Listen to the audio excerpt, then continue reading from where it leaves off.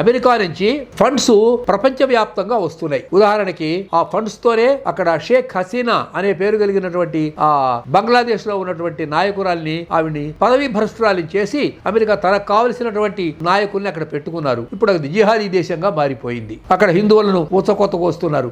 అంతేకాదు అక్కడ ఉన్నటువంటి హిందూ దేవాలయాలను ధ్వంసం చేస్తున్నారు. మరి ఇలాంటి విషయాలు ఏమైనా చర్చకు వచ్చాయా మనకు తెలియదు. అంతేకాదు 9,000 మంది జర్నలిస్టులకి అక్కడి నుంచి వాళ్ళు నిధులను పంపుతూ ఉన్నారు. CIA అనే ఒక ఏజెన్సీ ఉంది. ఇది వాళ్ళ సీక్రెట్ ఏజెన్సీ. ఆ ఏజెన్సీ ద్వారా వాళ్ళు నిధులను పంపుతున్నారు. ఈ నిధులు millions and billions and trillions of dollars వస్తున్నాయి ఇండియాలోకే కాదు మిగతా దేశాలకు కూడా వస్తున్నాయి. NGO అనే ఒక ఆర్గనైజేషన్, సంభావన అనే మరొక ఆర్గనైజేషన్, వీటి ద్వారా వచ్చి ఈ జర్నలిస్టులు కొని వాళ్ళందరినీ యాంటీ ఇండియన్ గా మార్చాలి అన్నటువంటిది, ఇండియాని క్రైస్తవ దేశంగా మార్చాలన్నటువంటిది ఒక వ్యూహాత్మకమైనటువంటి పని నడుస్తున్నది. దీన్ని మనం ప్రతిఘటించాలి, దీన్ని మనం వ్యతిరేకించాలి, దీన్ని మనం నిరోధించాలి. ఇలాంటి విషయాల్లో నరేంద్ర మోడీ ఏ రకమైనటువంటి స్టెప్స్ తీసుకోబోతున్నారు అన్నటువంటిది మనకు ఇప్పుడు తెలియదు. మరి కొంచెం మనం ఎదురు చూడాలి.